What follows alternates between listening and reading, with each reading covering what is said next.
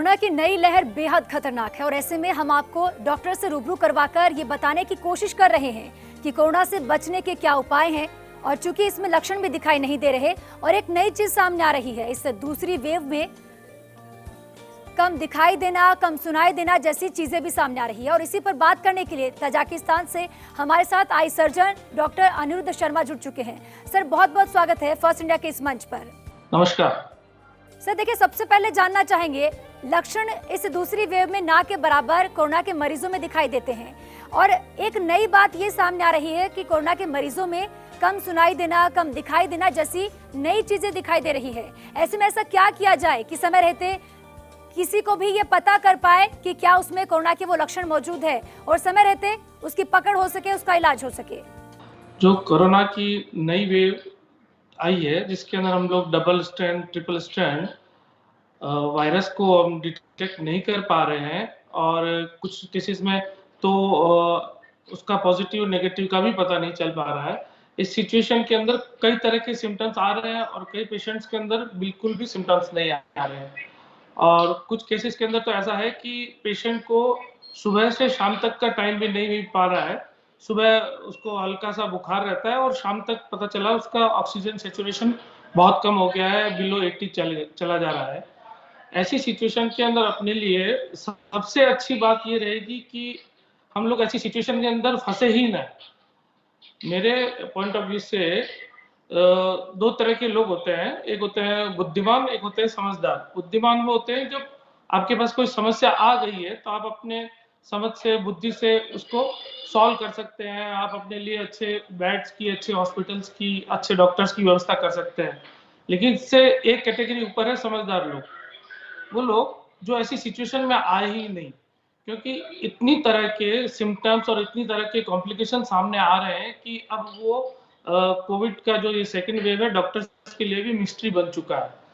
तो मेरा मानना है कि जितना हो सके अपने को आइसोलेट करके सोशल डिस्टेंसिंग फॉलो करें, आइसोलेट करके रखें, घर से बाहर बिना जरूरत के ना निकले, मास्क लगाएं, सैनिटाइजर का उपयोग करें और इन सब के साथ में जब तक ये कोरोना का ये सेकेंड वेव डाउन ना हो जाए, डाउनफॉल ना आ जाए, तब तक बच के रहे। मेरा ये सबसे यही कहना है। डॉक्टर अनिरुद्ध, आपसे जानना चाहेंगे कि किन लोगों के लिए ये कोरोना वायरस बेहद घातक है, क्योंकि आमतौर पर देखने को मिलता है कि युवा वर्ग में इम्यूनिटी पावर स्ट्रांग है। हमें शुरू से यही लग रहा था कि शायद युवा वर्ग को ये इतनी जल्दी अपनी जद में नहीं लेगा, लेकिन जिस तरह से दूसरी वेव में अचानक से केसेस आने शुरू हुए, सबसे ज्यादा अब ये वायरस युवाओं को अपनी जद में ले रहा है। ऐसे में इससे कैसे बचा जा सकता है और किन लोगों को इससे बचना चाहिए?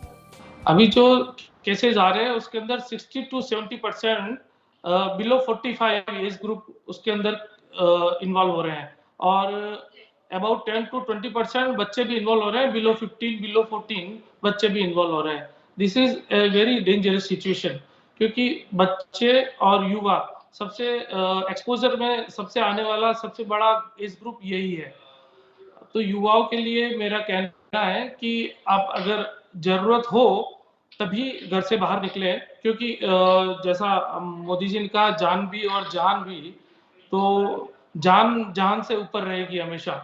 तो जब तक कोशिश हो हम लोग बच के रहे। सरकार को तो कई चीजें मेंटेन करके चलनी होती है, सरकार को इकोनॉमी मेंटेन करनी है, सरकार को उद्योग धंधे भी मेंटेन करने हैं। तो सरकार आपसे नहीं बोलेगी कि आप घर के अंदर पैक हो जाइए, पर एज ए समझदार युवा, एज ए समझदार सिटीजन, हमको अपने आप को अब आइसोलेट करना पड़ेगा। कई शहरों के अंदर देखा गया है कि शहरों ने बिना सरकार के किसी तरह के परमिशन के या सरकार की तरफ से इंस्ट्रक्शन मिलने के बिना उन्होंने अपने बाजार बंद कर लिए, उन्होंने अपनी मंडियां बंद कर ली। इस तरह का एक सोशल कैंपेनिंग हमको खुद चलाना पड़ेगा कि हम लोग ये सब खुद बंद कर दें और खुद आइसोलेट होकर रह जाए। तो इस आइसोलेशन से जो कोरोना का जो साइकिल टूटेगा, उसी से हम सेकेंड वेव से बाहर आ सकते हैं। वरना जैसा अभी चल रहा है, इससे सेकेंड वेव का जो महीने भर बाद, 1.5 महीने बाद जो पीक आना है, आई एज्यूम कि ये 5 से 7 लाख केस पर डे तक पहुंचने की गुंजाइश है। तो इन सबको बचाने की जिम्मेदारी अब युवाओं पे ही है। युवाओं को इससे बचना भी है और देश को बचाना भी है। बिल्कुल। डॉक्टर अनिरुद्ध, देखिए भारत में वैक्सीनेशन अभियान बड़े ही जोरों शोरों से चल रहा है, कोविशील्ड और कोवैक्सीन। लेकिन आपको बता दूं कि भारत में अब तक 12 करोड़ 38 लाख समथिंग लोगों को वैक्सीन दी जा चुकी है। ऐसे में ये समझना भी बेहद जरूरी है, क्योंकि लोगों में भ्रांति आ चुकी है। लोगों को लगता है कि अगर उन्होंने वैक्सीन की पहली डोज या दूसरी डोज ले ली है तो वो कोरोना की चपेट में नहीं आएंगे। ऐसे में इस स्थिति को स्पष्ट करें कि क्या वो भी कोरोना की चपेट में आ सकते हैं? ऐसा बिल्कुल भी नहीं है कि जिसको वैक्सीन लग चुका है उसको कोरोना नहीं होगा, लेकिन ऐसा 100% गारंटी के साथ रिपोर्ट्स आई है कि जिनको वैक्सीन के दोनों डोज लग चुके हैं उनमें अगर कोरोना नए सिरे से आता है तो कोरोना के सिम्टम्स बहुत ही माइल्ड होंगे और किसी भी लेवल पे वो लाइफ थ्रेटनिंग नहीं हो रहे। 0.002% ये सिम्टम्स और लाइफ थ्रेटनिंग इंसिडेंट है जिनको दोनों वैक्सीन की डोजेज लग चुकी है।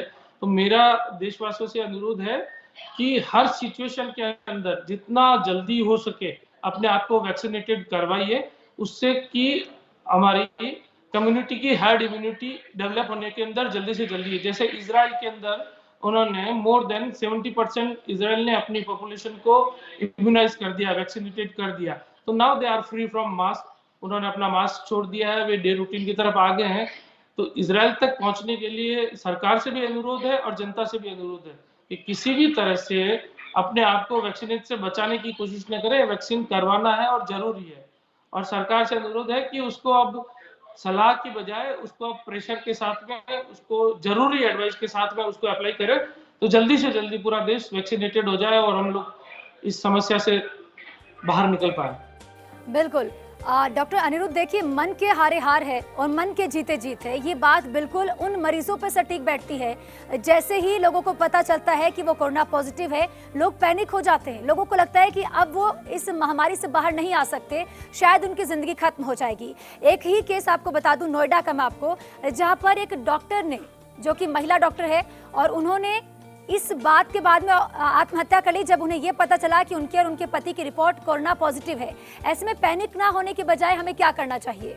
अगर आपको पता चले कि आप कोरोना पॉजिटिव है तो आपको किसी भी सूरत में पैनिक नहीं होना है, क्योंकि जो कॉम्प्लिकेशंस आ रहे हैं वो लेस देन 3% केसेस के अंदर आ रहे हैं। 97% जो केसेस है उसके अंदर आपको सिर्फ हल्का सा बुखार, सर्दी, जुकाम, खांसी हो रहा है।